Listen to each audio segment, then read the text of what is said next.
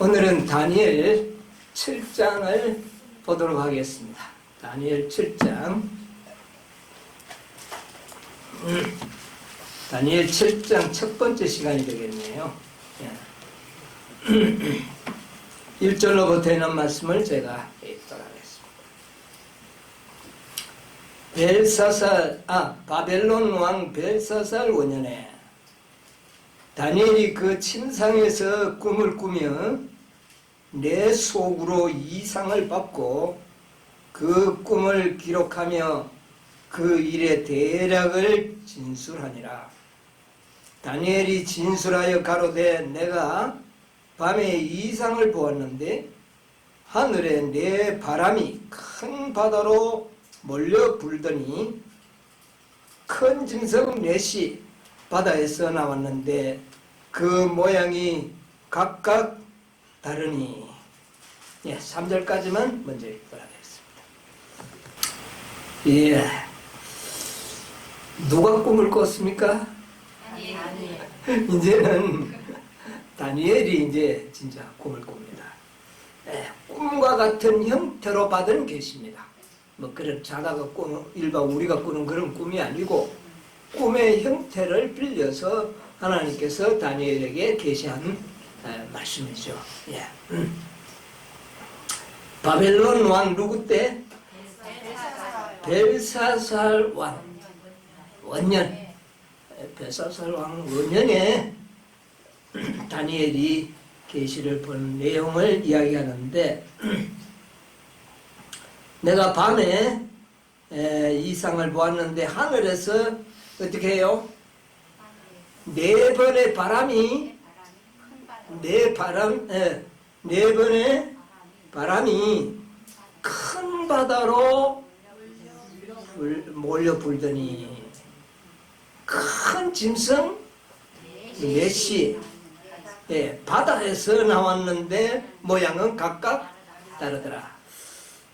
여러분들 아시는 분들 다 아시는 내용입니다. 이제 우리가 1장에서 6장까지를 마치고 7장에 접어들었는데 이 7장부터는 다니엘서 후반부가 될 수도 있습니다. 1장에서 6장까지는 전반부라고 뭐 그렇게 구분을 해도 되겠습니다. 그런데 1장에서 6장까지는요, 모든 계시와 그 나타난 역사들이 연대순으로 나타나요. 아주 연대순으로. 순서적으로 나타났다는 겁니다. 시간적으로 볼 때 아주 순서적으로 질서 있게 역사가 우리에게 전개되어 왔습니다. 계시들이 나타났고요. 자, 여러분 보세요. 1장은 시기적으로 몇 년도입니까? 1장의 역사. BC 605년. 605년에 일어났던 역사를 서두로 해서 1장이 전개가 되고 있습니다. 2장은요? 2장은 뭔 내용입니까? 느부갓네살 왕이 금신상 보는 그런 내용인데, 이게 몇 년이냐면은 이거는 대개 느부갓네살 왕이 2년이라니까 BC 603년. 그러니까 2년 터울로 이게 나타났습니다. 자, 그 다음에 3장은요. 3장은 느부갓네살 왕이 뭐를 만듭니까? 금신상을 만들어서 다 경배하라. 아주 이거 언제쯤일까요? 성경에 뭐 별 기록이 안 나왔어요. 안 나왔는데 역사 성경학자들은 대충 한 느부갓네살 왕이 된 지 꿈을 꾸고 좀 시간이 지났을 거 아닙니까? 2장의 꿈을 꾸고 굉장히 감동을 받았잖아요. 그 꿈을 해석해주는 다니엘을 통하여 감동을 받았는데, 그 감동받은 것이 거의 1년 만에 소멸되고 이렇지는 않겠죠. 그래서 좀 시간이 흘렸다고 보고 느부갓네살 왕이 왕이 된 지 한 10년 좌우가 될 즈음이 아니겠는가 그렇게 좀 추정을 하고 있습니다. 그래서 이 3장은 594년 한 10년 그 다음에 뭐 3년 이렇게 볼 수가 있다고 우리가 생각을 합니다. 그 다음에 4장은요. 이거는 느부갓네살 왕이 이건 자신에 대한 꿈을 꿨는데 이거는 몇 년도쯤 됐을까요? 그러면 느부갓네살 왕이 통치 연한이 몇 년쯤 되느냐 하면은 43년. 그래 대강 이렇게 보면 BC 560 한 2년경 이렇게 연대순이 나와요. 그런데 지금 1장, 2장 모든 것이 다 연대가 순서적이죠. 차곡차곡 이렇게 연대적으로 나옵니다. 그 다음에 5장은요. 벨사살 원년이 나오죠. 자, 원년이 나오는 게 아니라 5장의 내용은 벨사살 원년이 아니고 망년, 망하는 년. 그러니까 539년. 이것도 순서적으로. 6장은요. 다리오 왕의 원년. 그러니까 몇 년이 될 수 있나요? 538년. 9년은 왕은 됐지만은 그 다음 해 원년으로 짓기 때문에 538년이 되는 것 같아요. 자, 그러면 차곡차곡 모든 것이 연대적입니다. 그런데 후반부는요. 후반부의 이 모든 계시들은 그런 룰이 깨져버립니다. 자, 7장 1절을 보면 뭐라 그랬어요?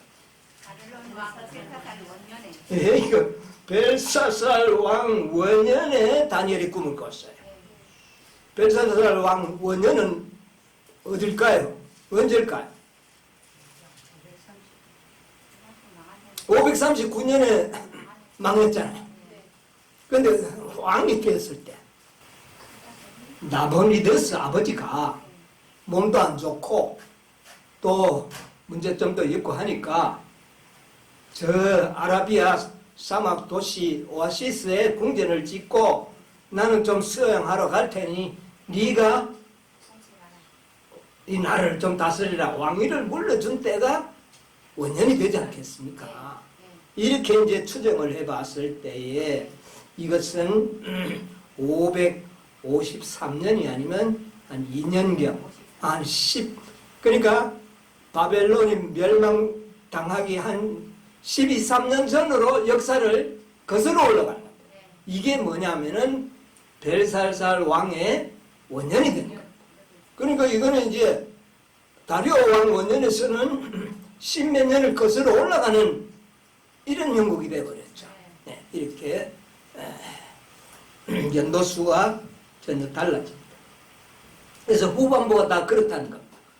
자, 8장에 보면 여러분 8장 1절 한번 보세요. 나 다니엘에게 처음에 나타난 이상 후 벨사살 왕 3년에 이거는 몇 년입니까? 이건 벨사살 3년. 그러니까 이거 좀 이제 요거하고는 7장과 8장은 연대순으로 또 이제 거기서부터 또 연대순으로 또 이렇게 내려오는 계시였다는 걸 알게 되고요. 자, 그럼 9장은 또 한번 봅시다. 메대 족속 아수에로의 아들 다리오가 갈대아 나라 왕으로 시험을 입던 여기는 또 누가 되는 겁니까? 다리오 왕 원년. 이거는 또 껑충 뛰어가지고 이후에 턱 내려와서 다리오 왕 원년으로 또 내려옵니다. 뭐 어쨌든 순서적이기는 하죠.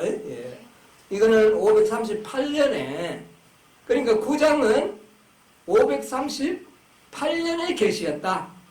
이렇게 우리가 이해를 하면 좋아요.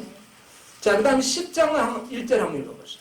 아사왕 굴에서 3년에 한 일이 벨드사살이라 이름하여 예, 10장은 고레스 몇 년? 3년 3년의 역사. 예, 고레스가 왕이 된 지 3년이 되었을 때 받은 계시였다. 그렇게 우리가 볼 수 있습니다. 자, 그 다음에 11장 1절 한번 보세요. 또 내가 또 메대 사람 다리오 원년에 일어나 예, 여기 보니까 또 1절에는 누구를 언급하고 있어요? 다리오 다리오 왕 원년. 원년 그러니까 고레스가 3년 된 한 3년 전으로 거슬러 가고, 그러나 역시 이 11장의 본 내용은 고레스 3년의 내용인데 1절에 잠시 다리오 왕 원년의 역사를 우리에게 상기시키고 넘어갑니다. 이것도 하나님의 특별한 섭리로 우리가 이해를 할 필요가 있거든요. 자, 그 다음에 12장은요, 역시 고레스 왕 3년, 그러니까 11장과 12장, 10장, 11장, 12장은 고레스 왕 3년의 계시다, 연속된 계시다. 그런데 내용이 달라요. 12장의 내용은 조금 보면은 어때요? 예, 내용이 좀 달라지죠. 예. 그래서 이때는 이 고레스 제3년이 BC 535년입니다. 그래서 연대순이 이렇게 나오고 있다는 걸 우리가 좀 이해를 하면서 이 말씀을 연구해 보는 것도 좋다고 생각이 듭니다. 자, 그래서 우리가 이렇게 보니까 벨사살 왕 시대의 계시가 7장 8장은 벨사살 왕의 시대에 주어진 계시였어요. 그 다음에 9장 11장 12장은 이 다리오 왕 원년을 이야기하고 있습니다. 계시가 나와요. 그 다음에 고레스 왕 시대의 계시는 역시 10장, 11장, 12장. 네, 이것이 고레스 왕 원년에, 고레스 왕 원년이 아니라 고레스 왕 시대에 주어진 계시였다. 이렇게 좀 우리가 이야기를 해야 됩니다.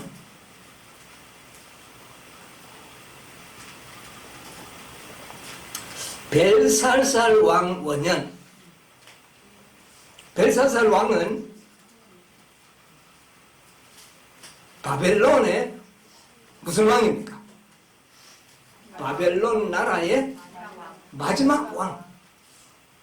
마지막 왕. 자, 그러면 자 봅시다. 이 세상을 계시록 18장에는 바벨론의 멸망으로 세상의 종말을 이야기하잖아요. 그러니까 이 벨살살 왕의 시대에 주어진 계시는 이 세상 멸망을 직결되는 내용으로 우리에게 계시되었다. 그것을 알게 됩니다. 우리 7장에 보면 여러분이 알려주실 무슨 심판이 나옵니까? 조사심판 나오죠. 조사심판이 언제부터 시작되었다? 이게 무엇의 시점이다? 세상 마지막 때를 알리는 것이 아니잖아요. 그러니까 벨살살 왕은 마지막 때 왕인 것처럼 그 기간 동안에 주어진 계시는 우리들의 마지막 시대의 계시의 내용들로 구성되어 있다. 네, 이렇게 우리가 좀 생각을 해볼 수가 있습니다. 7장은 그 마지막 시대의 시작점을 이야기하고 8장은 조금 지나갔죠? 벨사살 3년이니까 조금 지나간 2300주야. 그렇죠? 이렇게. 그래서 어떤 왕시대에 주어진 계시는 우리에게 어떤 시대를 이미 상기시켜준다. 이걸 우리가 좀 기억하자. 그러면 예언을 이해하는 일이 확실히 좀 더 쉬워지겠죠. 예.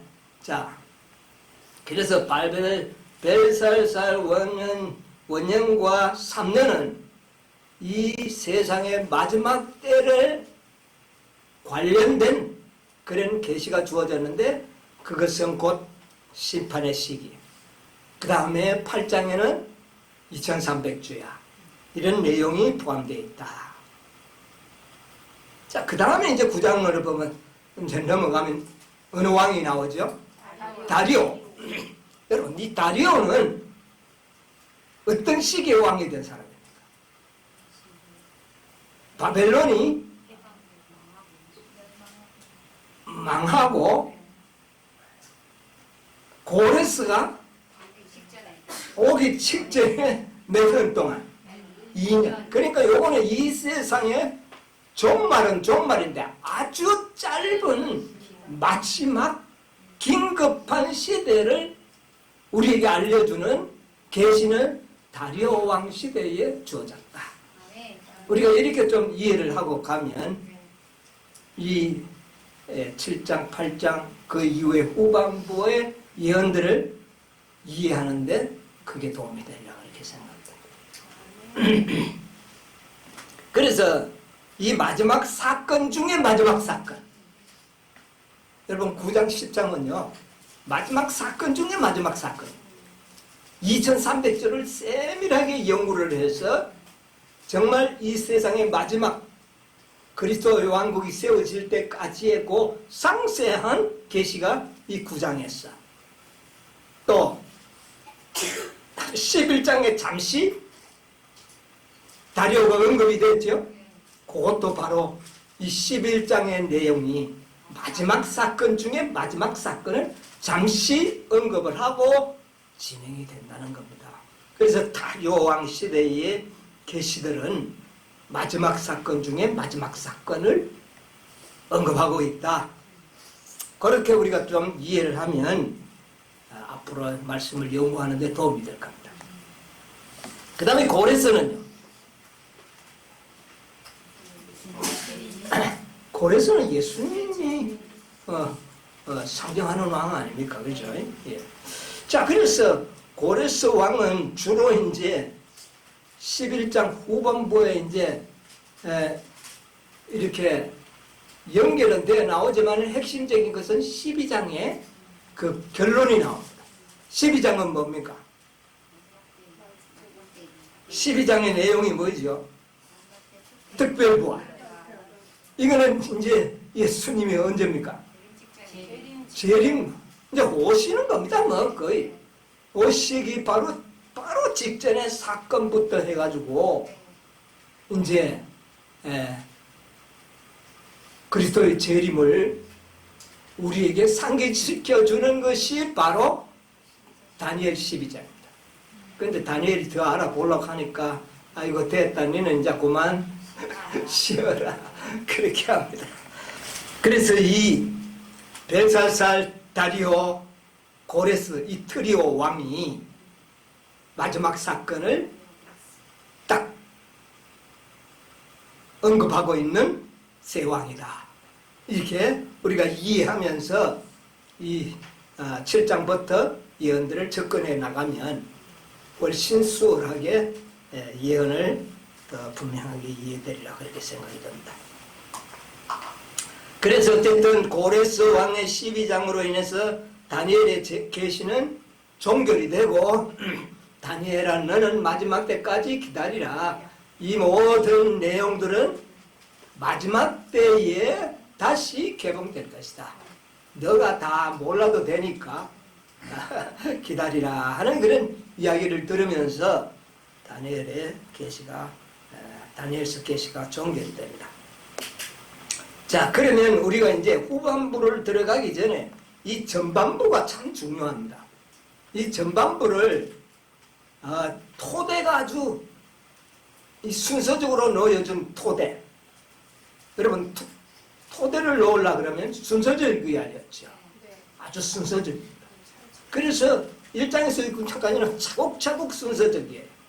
그러니까 이 순서적인 토대적인 기별을 우리가 잘 이해해야지만 그 다음에 7장, 8장 그 이후에 모든 계시들을 그 위에 세워 올릴 수가 있어요. 그래서 이 1장부터 다시 한번 우리가 잘 한번 생각을 해보는 것은 매우 도움이 된다고 생각합니다. 그래서 1장에서부터 6장까지는 하나님의 구속의 계획의 마스터 플랜을 우리에게 쫙 이렇게 보여주는 것 같아요. 네, 그래서 우리가 이걸 좀 이해하는 것이 좋은데, 다니엘서의 시작 1장은 오늘날 어느 시대부터 적용이 된다고 봅니까? 다니엘 1장이 적용되는 시기를 언제라고 보면 돼요?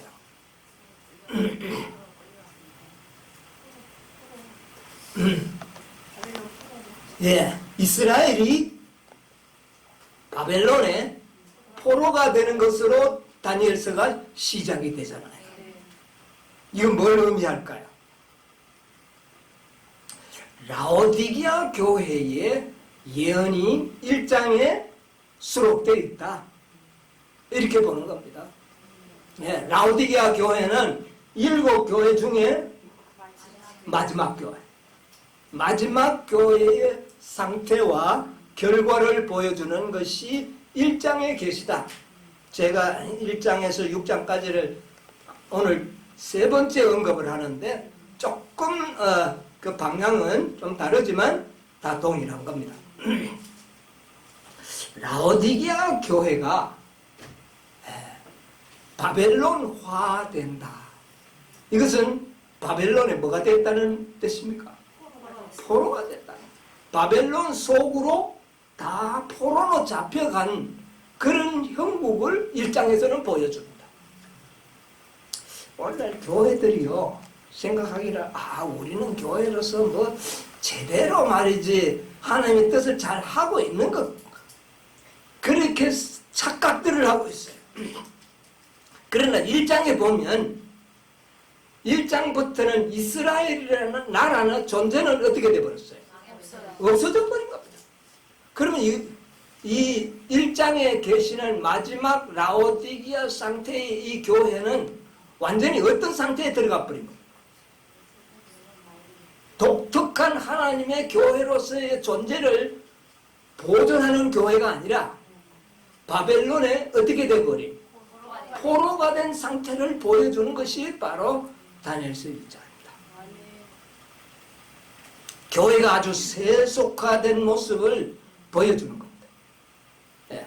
자, 우리가 이 1장의 토대를 분명히 우리가 알 필요가 있어요. 그래야지만 우리의 신앙을 어떤 방법으로 유지할 수 있는지를 깨닫게 됩니다. 오늘날 많은 사람들이 이 교회를 누구처럼 지금 신뢰하고 있습니까? 거의 하나님을 신뢰하는 수준으로 교회를 신뢰하고 있어요. 다니엘 1장에 이스라엘 나라가 바벨론의 포로로 잡혀간 이후에는 교회를 신뢰할 만한 뭐가 있습니까? 이스라엘 나라가 망해버렸는데 이스라엘 나라는 교회를 상징하지 않습니까? 그러면 이스라엘 백성들이 그래도 아이고 신뢰할 뭐가 있나요? 교회를 신뢰할 뭐가 있나요? 없어요. 이것은 시대적인 상징이에요.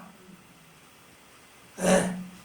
물론 그렇다고 해서 그 이스라엘의 민족적인 그런 어떤 유대감이 있겠지만은 영적으로 신뢰할 만한 것은 전혀 없었다는 겁니다.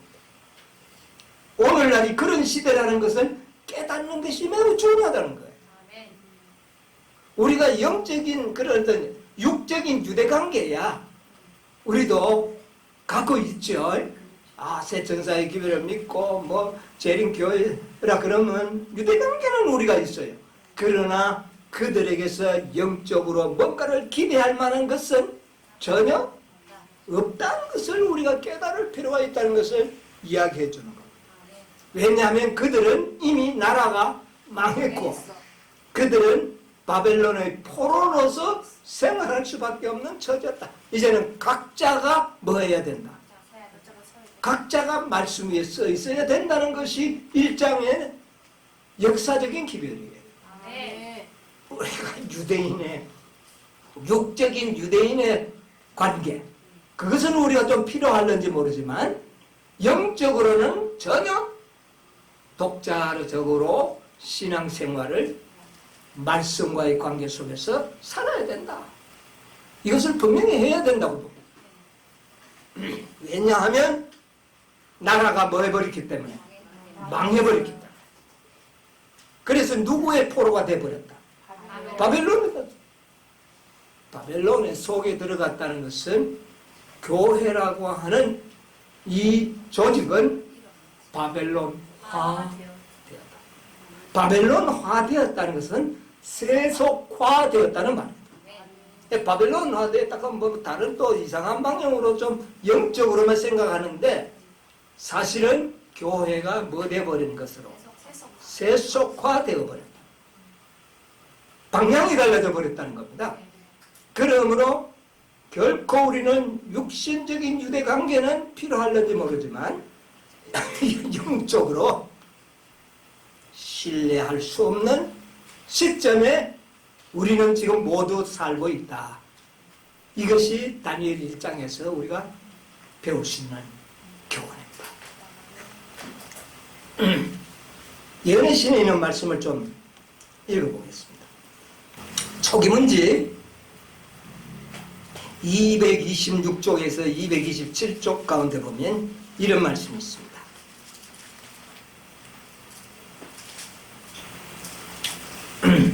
그러므로 사단은 온건한 정책을 쓰기로 작정하였다. 이 시기가 언제일까요? 이 시기가 마지막 때를 이야기합니다. 마지막 때. 예. 자, 그 다음에 보세요. 그는 일찍이 성경의 교리들을 더럽혀 왔으며 헤아릴 수 없는 무리들을 타락시킨 관습들이 깊이 뿌리를 내리고 있었다. 그는 증오심을 억누르면서 자기의 부하들에게 성도들에게 혹독한 핍박을 가하지 않도록 타이르고 그 대신 교회로 하여금 구원을 베풀어주는 믿음 대신에 온갖 종류의 간습들에 얽매이도록 이끌었다. 네, 자 여기 보면 사단은 자기 부하에게 교회를 뭐 하지 말라? 핍박하지 말라. 마지막 시대의 특징이 결코 종교를 뭐 하지 못하도록. 이게 누구의 정책이다? 이게 좋은 정책입니까? 아니요. 좋은 정책은 정책이죠. 그러나 이것은 사단의 정책이었다는 겁니다. 교회는 핍박이 없으면 세속화된다는 것을 사단은 아는 겁니다. 그래서 핍박하고 싶어 죽겠지만 사단은 핍박하지 않고 분노를 참고 있다. 이런 시대로 표성된다는 말입니다. 네. 이렇게 될 때 227쪽에서 28쪽에 보면 교역자들은 육적인 신자들의 비위를 맞추기 위하여 무난한 것들을 설교한다. 그들은 감히 예수와 성경상의 명료한 진리를 설교하지 못한다. 왜냐하면 그렇게 하게 되면 이 육적인 신자들이 교회 안에 더 이상 남아있지 않을 것을 두려워한다. 자, 이 말씀 여러분 이해하십니까? 사단은 핍박을 중단시키고 오히려 이 교회에다 여러 가지 특혜를 베풀어주는 이런 정책을 쓰는 가운데서 사역자들은 어떻게 만든다? 육적인 신자들의 뭐를 맞추는? 비위를 맞추는 설교를 하게 될 것이다. 오늘날 모든 설교자들이 성경의 명료한 진리를 나타내는 것이 아니라 뭐를요? 신자들의 비위를 맞추는 설교를 하게 된다. 많은 사람들은 이 세상의 조류를 따라가고 있는데 그들은 하나님의 인정을 받기보다는 사람들에게 갈채받기를 원한다. 네. 자, 그렇게 되면 이런 자들은, 세상에 사랑하는 사람들은 교회에 나올까요, 안 나올까요? 나오지 않는 것을 두려워한다. 네, 더 이상 남아있지 않을 것을 두려워하기 때문이다. 이렇게 교회를 세속화시킨다는 것. 그러니까 부유한 사람들, 그러니까 오늘날 교회 나가면 하나님의 뭐를 받는다고 가르칩니까? 축복받는다. 그래서 이 복받는 복음, 이런 복음은 신자들이 들으면 참 좋지요. 그래서 그런 자들만 교회에 남고, 그런 자들은 부유한 사람이니까 교회에 뭐를 또 가지게 되는 거예요. 직분에 높은 직분을 맡을 수가 있어요. 이렇게 하면 교회는 어떻게 될까요? 세속화되는 거예요. 세속. 바벨론화되는, 세속화된다는 게 바벨론화되는 겁니다. 저들 대부분 뭐 다 읽어보세요. 저들 대부분은 부유함으로 교회에서 세력을 가지고 있으나 실은 그들에게 적당한 곳은 교회보다 사단과 그의 천사들 편이다. 이것이 바로 사단이 바라는 이것이 바로 사단이 무슨 정책을 피한? 온건 정책을 펴서 이렇게 되도록 누가 구상했다? 사단이 구상했다. 그래서 이 마지막 시대의 교회는 완전히 바벨론의 뭐가 되어버린, 교회는 망하고 교회의 영적인 그런 생명은 없고 세속화되는 이런 상태로 가는 것이 다니엘 1장의 상태라고 봐요.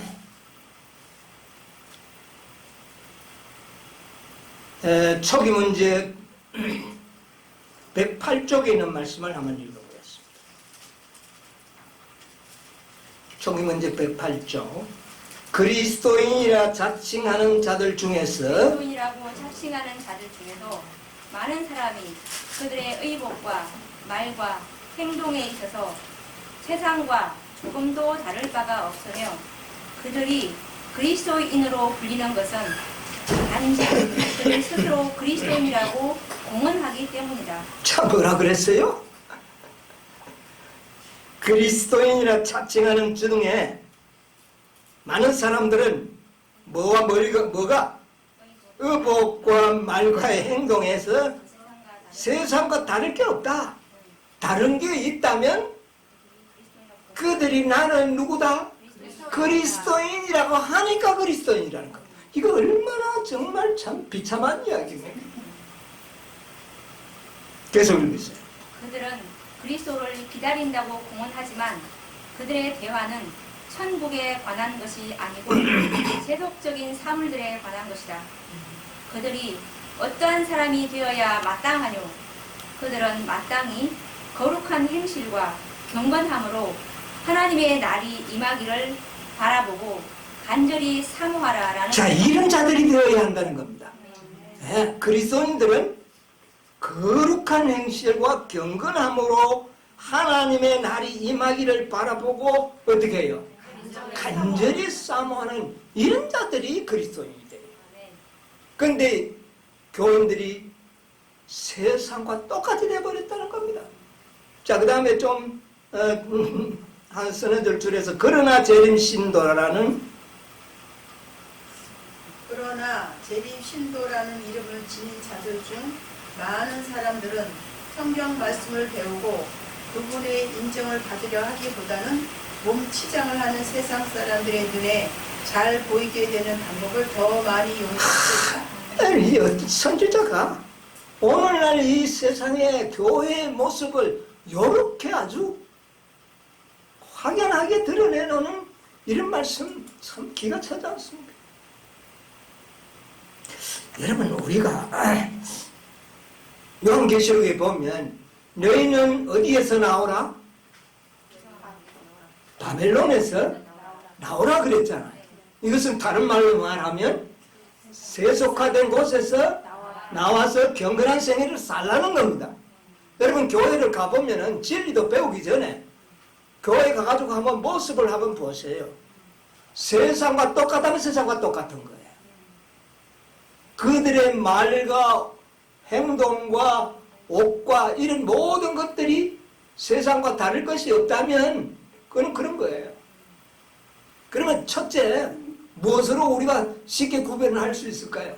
여기에 이 말씀을 근거로 한다면 그들의 모습에서 이미 그들이 바벨론 속에 묻혀서 사느냐 구별되어 사느냐를 알 수가 있다.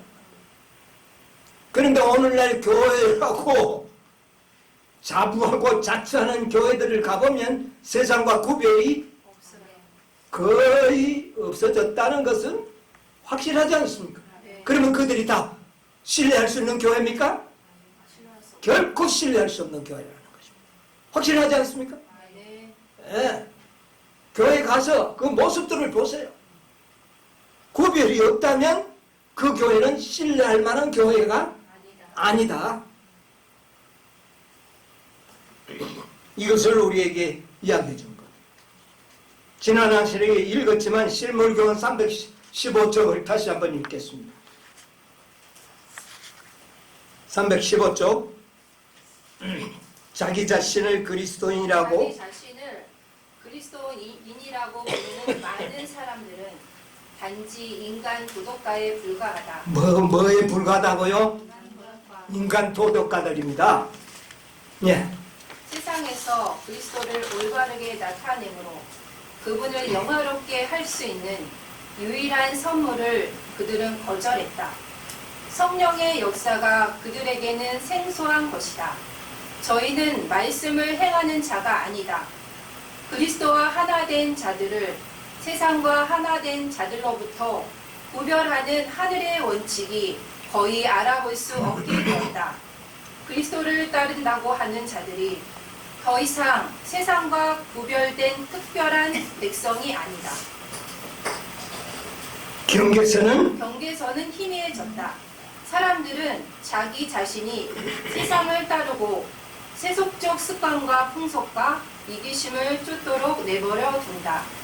세상이 교회로 돌아와 하나님의 율법을 지켜야 할 터인데 오히려 교회가 세상으로 기울어 하나님의 율법을 범하고 있다. 교회는 매일 세속화되어 가고 세속화되어 가고 있다. 그런데 이런 교회를 신뢰하고 믿고 있다면 그 백성에게 희망이 있느냐고 말이에요. 우리는 다니엘 1장에서 결코 그들은 독자 신앙을 하면서 정말 믿음이 같은 형제들끼리 그렇게 신앙생활을 해야 된다는 것을 우리가 깨닫게 되는 겁니다. 뭐를 신뢰할 수 없으니까? 교회를 신뢰할 수 없으니까. 그런데 오늘날 어떻습니까? 전부 교회를 신뢰하고 이것이 굉장히 위험한 상태입니다. 네. 교정은 5권 217쪽에는 교회는 그 지도자 되신 그리스도를 따르는 일에서 돌아섰고 꾸준히 애국을 향하여 태각하고 있다. 그러나 그들의 영적 결핍에 우리를 나타내게 하는 놀라는 자들은 별로 없다. 이게 오늘날에 다니엘 1장에 그 현실을 이야기해 주고 있는데 사람들은 그걸 알지 못한다. 자, 이렇게 되면 이제 다니엘과 세 친구처럼 스스로가 뭐를 정하고 뜻을 정하여 하나님의 말씀대로 순종하는 그런 삶을 살아야지 교회가 뭐를 해줄 것이고 교회가 예언을 가르쳐 줄 것이고 때를 알려줄 것이라고 믿고 있다면 다 속게 되는 겁니다.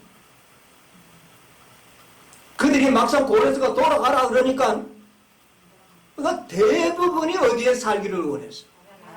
바벨론을 그대로 묻혀 살아버리고 이런 현상이 되도록 사단은 만들 것이라는 겁니다. 다니엘 1장을 잘 우리가 기억하시면서 신앙생활 하셔야 됩니다. 결코 조직된 교회를 전적으로 신뢰하지 마십시오. 육적인 유대 관계는 좀 필요할는지 몰라요. 그러나 결코 영적인 것은 신뢰하지 말자. 이것이 1장으로부터 우리가 배우는 분명한 역사적인 교훈이라는 것을 오늘 저는 특별히 좀 힘줘서 말하고 싶습니다. 자, 2장에 들어가면요. 2장에 어떻게 됩니까? 느부갓네살 왕이 꿈을 꾸고 잊어버리고 꿈을 자기가 잊어버려 놓고 꿈을 찾아주지 않으면 다 죽인다. 이게 역사입니다. 이거는 오늘 우리에게 뭐를 알려주는 겁니까? 여러분, 세상을 사랑하는 자들은 꿈을 잃어버립니다. 네, 세상을 사랑하다 보면은 꿈을 자기도 모르게 다 잊어버립니다. 생생하게 꾸었던 건데 느부갓네살 왕이. 그런데 딱 일어나니까 꿈이 어떻게 됐어요? 옛날에 생생하게 성경과 예언을 잘 알았는데 세상을 사랑하다 보니까 그 꿈이 어떻게 됐어요? 성들이 다 잃어버립니다. 오늘날 재림교인들도 꿈이 다 잃어버렸습니다. 옛날 다니엘서를 연구하면서 꿈을 찾았던 사람들도 지금은 다 잊어버리고 있어요. 뭐를 사랑하니까?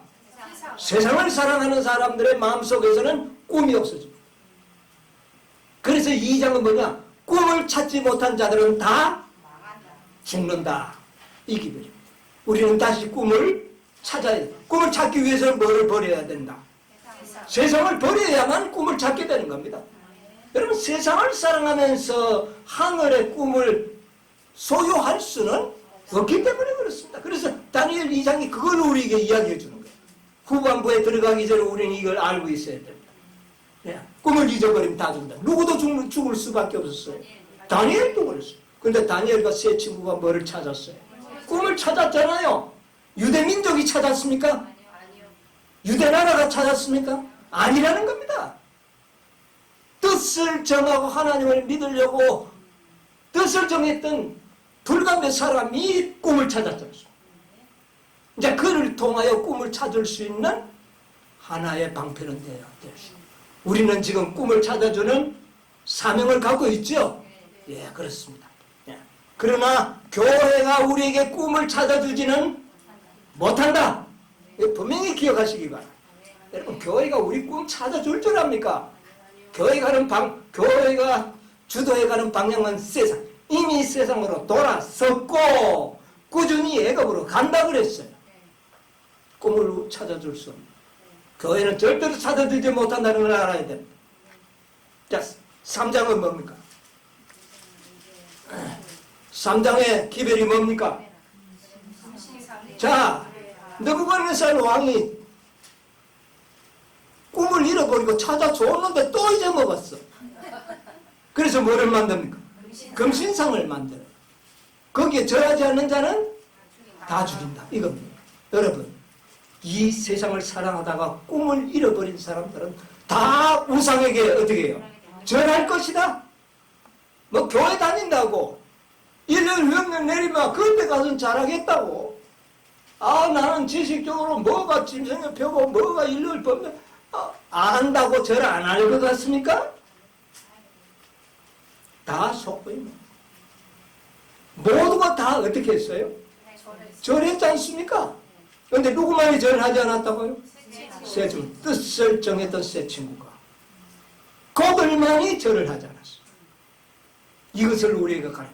앞으로 짐승의 우상이 세워지고 짐승의 표가 이 땅에 나타날 때에 모두가 짐승의 우상에게 어떻게 해요? 절하게 될 것이다. 세상을 사랑하는 자들, 세상을 절반만 하나님께 마음을 바친 자들, 세상과 하늘나라의 양다리를 거치고 있는 모든 사람들은 다 어디에? 우상에게 절할 것이다. 이것을 보여주는 거예요. 네. 그래서 우리는 분명히 이 사실을 내가 과연 세상의 사람인가 하늘의 사람인가를 자신을 잘 돌아보세요. 네.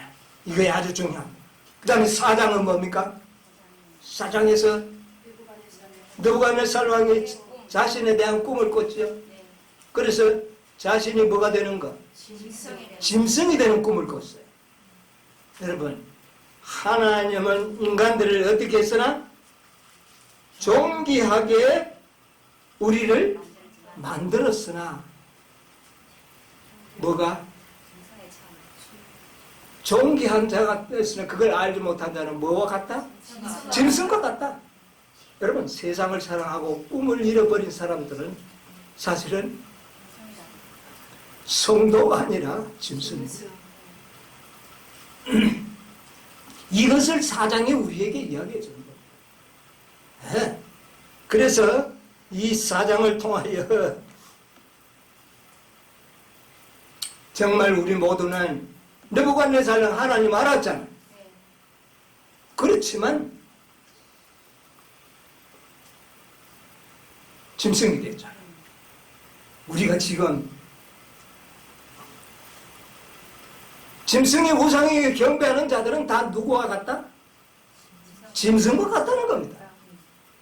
네, 그것을 보여주는 장입니다. 네, 이 사장이. 자, 5장은요. 이제 벨사살 왕 때에 바벨론이 어떻게 됩니까? 이렇게 되면 이제 다 세상은 어떻게 된다? 멸망한다. 이거 이제 전반부의 토대입니다. 아주 순서적으로 말세에서부터 일어나는 사건들입니다. 네. 우리가 이걸 잘 토대를 아주 층층을 아주 잘 경험하면서 나아가야 돼요. 자, 망합니다. 근데 누구는 살아남았어요? 다니엘이 살아남았어요. 망했는데 살아남는 자들은 나옵니다. 6장이죠. 그럼 6장은 뭡니까? 하나님께서 어떻게 삶을 살게 되면 살아남는 자가 될 것이라는 것을 보여주는 장이란 말이에요. 6장을 연구하면서 살아남을 수 있는 비결이 6장에 나오는 겁니다. 다니엘처럼 뭐하면? 다니엘처럼 사는 자들만이 뭐할 것이다? 살아남을 것이다. 다니엘을 흠을 찾으니까 찾을 수 있었나요? 흠과 점이 없었어요. 하나님의 율법을 빙자하지 않고는 그에게 허물을 찾을 수 없는 사람, 그런 사람이 계시록이 어디에 나옵니까? 계시록 14장에 나오잖아요. 누굽니까? 14만 사. 분명히 우리는 알아야 됩니다. 이 세상이 멸망당할 때에 살아남는 자들은 누구밖에 없다? 왜요? 그의 생애의 흠과 점을 찾을 수 없고 그 입에 거짓이 없고 이런 자들만 살아남을 것이다. 이게 얼마나 분명한 메시지입니까? 네, 그런 자들은 어디에 들어가도 사자굴에 들어가도 살아날 것이다. 7장 통과하고 일요일 법령에서 살아남을 것이라는 겁니다. 이런 보장이 6장을 통해서 우리에게 주어지는 거예요. 분명하지 않습니까? 메시지가? 1장에서부터 6장까지 우리에게 주어진 메시지가 분명합니다. 이것은 순서적인 겁니다. 이 토대가 견고하게 세워져야지만 그 다음에 구속의 경륜이 우리가 깨달아야 되는 겁니다. 그것도 알지 못하고 구속의 경륜을 어떻게 깨닫겠어요? 깨달아 보면 뭐합니까? 그래요, 안 그래요? 그래서 우리는 1장에서부터 6장까지의 토대를 정확하게 잘 토대를 놔야 돼요. 이러한 가운데서 7장을 연구해야 된다 그 말입니다. 아시겠습니까? 네. 자, 이제 본론적으로 이제 좀 들어가 봅시다. 7장 서론이 많이 길어졌습니다. 그런데 그게 중요한데 어쩝니까? 네, 중요하니까. 이거 안 되면 7장 연구해봐야 아무 소용이 없어요. 이제 본론적으로 이제 우리가 7장을 좀 연구해 보겠는데, 7장 바람이 4번 불더니 바다에서 큰 짐승이 4마리 나왔죠? 그 내용만 한번 읽어봅시다. 4절로 8절. 둘째는 사자와 같은데 독수리의 날개가 있더니 내가 볼 사이에 그 날개가 뽑혔고 또 땅에서 들려서 사람처럼 두 발로 서게 함을 입었으며 또 사람의 마음을 받았으며 다른 짐승 곧 둘째는 곰과 같은데 그것이 몸 한편을 들었고 그 입의 이사이에는 새 갈빗대가 물렸는데 그에게 말하는 자가 있어 이르기를 일어나서 많은 고기를 먹으라 하였으며 그 후에 내가 본적 다른 짐승 곧 표범과 같은 것이 있는데 그 등에는 새의 날개 넷이 있고 그 짐승에게 또 머리 넷이 있으며 또 권세를 받았으며 내가 밤 이상 가운데 그 다음에 본 넷째 짐승은 무섭고 놀라우며 또 극히 강하며 또 큰 천기가 있어서 먹고 부서뜨리고 그 나머지를 발로 밟았으며 이 짐승은 전에 모든 짐승과 다르고 또 10뿔이 있으므로 내가 그 뿔을 유심히 보는 중 다른 작은 뿔이 그 사이에서 나더니 예, 그거까지만 보겠습니다. 예, 시간이 없었어요. 자, 이 4마리의 짐승이 올라왔는데 첫째 짐승은 사자와 같고 둘째 짐승은 곰과 같고 셋째 짐승은 표범과 같고 넷째 짐승은 무섭고 놀랍고 그 다음에 이제 여기서 하나가 또 있는데 뭐가요? 작은 뿔이 나왔잖아요. 자, 그러면 이 첫째 짐승으로부터 넷째 짐승은 다니엘 2장에 느부갓네살 왕이 본 금신상의 우상과 내용이 동일한 계시입니다. 뭐 이제 다 여러분 잘 아시니까 자, 다니엘 2장에는 금신상의 머리가 뭐였습니까? 금머리가 뭐였죠? 바벨론이었죠. 그런데 사자는 7장에는 사자로 나왔어요. 그래서 금머리와 사자는 같은 나라. 예, 바벨론을 이야기해요. 자, 어느 나라? 은으로 표상된 다니엘 2장. 그것은 뭐가 어느 짐승? 곰과 같은데 어느 나라? 메데페르시아. 여러분 잘 아시네요. 자, 셋째 짐승, 다른 짐승. 표범과 같은데 이거는 금신상의 논나라, 헬라. 이거 같은 겁니다. 예, 7장에는 이것을 곰으로 나타났어요. 자, 그 다음에 네 번째 다니엘 2장에는 무슨 나라? 철나라. 2장이에요. 철나라. 그런데 7장에는 무섭고 놀라운, 그러니까 이 철나라를 무섭고 놀라운 나라라고 표상을 했어요. 어느 나라죠? 로마. 그래서 7장과 2장은 동일한 역사를 지금 다시 한번 이렇게 재현해 주는 겁니다. 이 역사의 확실성, 다시 한번 이것을 보여줌으로 인해서 이 역사가 얼마나 확실하다는 것, 또 이 계시가 얼마나 확실하다는 것을 보여준다. 그렇죠? 예. 그래서 이것을 그 다음에 10발가락 나왔잖아요. 다니엘 2장 10발가락은 뭡니까? 무서운 짐승의 뿔이 몇 개였어요? 10. 요거하고 요거는 19, 10나라. 다니엘 2장과 7장이 이렇게 돼요. 그런데 이제 여기 2장에 없는 게 하나 딱 나오는데 10뿔 중에서 작은 뿔이 하나 싹 올라오는 요 나라는 이제 다니엘의 7장의 상징성을 갖고 있습니다. 우리가 7장에서 꼭 배워야 할 마지막 때의 백성들은 반드시 알아야 할 지식이 이 10나라 때에 살구머니 올라오는 이 작은 뿔의 정체를 분명히 알아야 된다는 것을 말해주고 있는 것입니다. 네. 이게 아주 중요하기 때문에. 자, 이것을 우리가 분명히 알아야 되고, 오늘 시간이 좀 서론이 길어지는 통에 좀 본론으로 들어가기 전 서론은 오늘 마쳐야 되겠습니다. 예, 다음 안식을 위해서도. 자, 이 바람은 이 7장을 공부하기 전에 우리가 서론적으로 좀 알아야 할 지식이 있는데, 바람은 뭘 상징하느냐? 바람이 부니까 바다에서 뭐가 나왔어? 짐승이 나왔어. 그럼 바람은 뭔지, 짐승은 뭔지. 왜 짐승이 땅에 있어야지 바다에서 나옵니까?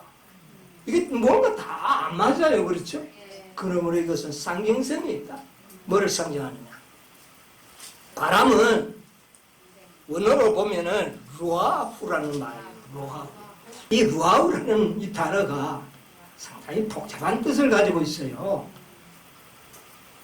그래서 뭐 그 복잡한 뜻 다 연구하려는 시간이 없을 것 같고, 이 루아후라는 단어를 성경에는 어떻게 사용되었는가?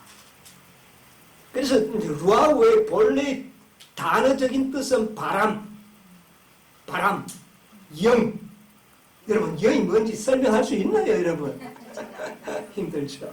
예, 바람. 어쨌든 뭐 그런 의미로 이 루아우라는 단어는 사용이 되는데, 성경에는 어떻게 사용되느냐면 시편 32편 2절 한번 읽어보세요.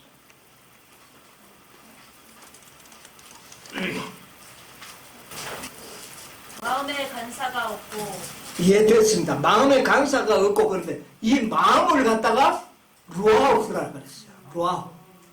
그러니까 우리의 마음을, 여러분, 우리의 마음을 볼 수 있나요? 눈으로. 이것도 참 신비한 거죠. 마음은 있는데 볼 수는 없어. 여러분 마음 다 있죠? 근데 내가 앞만 봐도 못 봐. 여러분도 못 보잖아. 근데 있는 건 사실이라. 그게 루아우. 복잡하죠?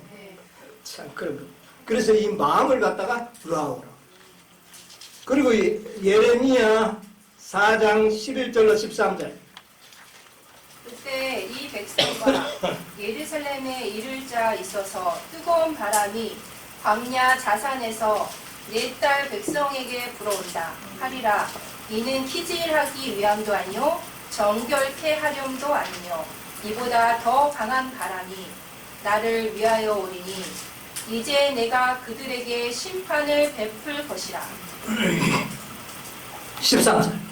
보라, 그가 구름같이 올라오나니 그 병거는 회리바람 같고 그 말들은 독수리보다 빠르도다. 우리에게 화있도다. 우리는 멸망하도다. 이스라엘의 멸망 때에 계시를 이렇게 표현한 건데요. 자, 보세요. 뜨거운 바람이 광야에서 막 불어오는데 이거는 목적이 뭐가 아니다. 내 백성을 향하여 오는데 키질하려고 바람 부는 것도 아니고 정결케 하라 함도 아닌데, 그러면 왜 바람이 불었느냐? 심판을 베풀 것이라. 심판을 위해서 온다고 그랬는데 그것도 또 어려운 말이고, 13절에 그 병거는 회리바람 같고, 그러니까 이게 뭐라는 겁니까? 전쟁이라는 겁니다. 전쟁의 바람이 불어온다. 그래서 이 바람은 뭐를 가리킨다? 전쟁을 상징하는 것으로 나타난다고 말입니다. 네, 그래서 독수리보다 더 빠른 바람이 불어오는데 이것은 전쟁이 얼마나 무섭고 신속하게 이스라엘에게 덮칠 것을 이야기하는 것입니다. 그래서 이 바람은 전쟁이에요. 자, 하나 더 볼까요? 49장 예레미야 49장 36절 한번 볼까요? 하늘의 사방에서부터 사방 바람을 엘람에 이르게 하여 그들을 사방으로 흩어뜨리라. 이것은 사방에서 뭐가 난다? 바람이 난다. 근데 이 엘람은 어느 나라입니까? 페르시아를 엘람이라고도 부릅니다. 근데 페르시아가 나중에 망할 때 사방에서 뭐가 일어난다? 그 뭐가 일어난다는 말입니다. 전쟁이 일어난다. 그래서 이 바람은 전쟁으로 상징되었다. 네, 뭐 시간이 없으니까 설명을 드리죠. 자, 스가랴서 7장 14절에도 회리바람으로 그들은 알지 못하던 모든 열국에 해치리라. 이 회리바람은 전쟁을 이야기해요. 그래서 이 바람을 성경에는 전쟁으로 이야기했기 때문에 다니엘 7장에 나오는 바람도 뭐로 설명하는 것이에요? 그 뭐 마음으로 이렇게 해석해서는 좀 힘들겠죠? 네. 그럼 마음이 야릇해지면 전쟁이 일어나는 겁니다. 연결이 없는 것은 아닌데 마음이 이상해지면 전쟁이 일어난다니까요. 그래서 어쨌든 이 바람은 전쟁을 상징한다. 그래서 바람이 4번 불었다. 큰 전쟁이 4번 일어났다. 그런 뜻입니다. 자, 그 다음에 바다가 나옵니다. 바다. 바람이 어디에 불었어요? 바다에. 광야에 바람이 불었으면 그래 볼 일 없는데 어디에 불었어요? 이 바다는 뭘 상징하는가? 자, 이사야 17장 12절 한번 보세요. 슬프다. 많은 민족이 소동하였으되 바다 파도에 뛰노는 소리같이 그들이 소동하였고 열방이 충돌하였으되 큰 물에 몰려온 같이 그들도 충돌하였도다. 많은 민족이 그랬잖아요. 예, 바다 파도와 같이 그랬거든요. 자, 예레미야 47장 2절 보세요. 맷돌을 취하여 47장 2절. 여호와께서 이같이 말씀하시되 보라 물이 북방에서 일어나 상일하는 시내 물이 어디에서요? 북방에 북방에서. 그러니까 북방에서 이 물이 일어난다. 도대체 물과 바다는 뭘 이야기하느냐?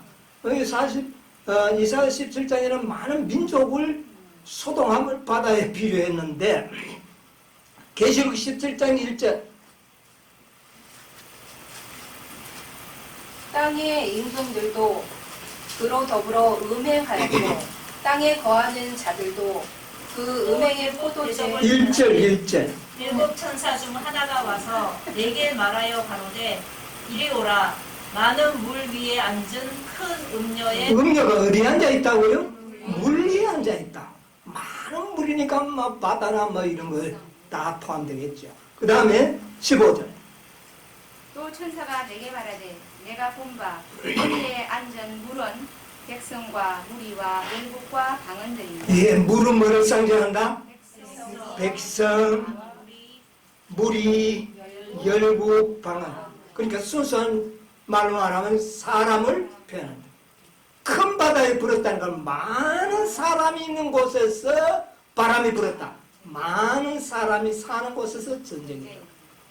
그 말입니다. 이제 이게 해석이 이렇게 되어지는 거예요. 그래서 이 바람과 물은 이런 상징성을 가지고 있다. 자, 시간이 없으니까요. 짐승은 뭘 이야기하는가?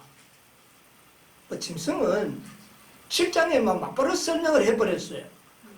7장 17절 보세요. 다니엘 7장 17절. 내 큰 짐승은 내 왕이라 세상에 일어날 것이거든 예, 아주 쉽죠.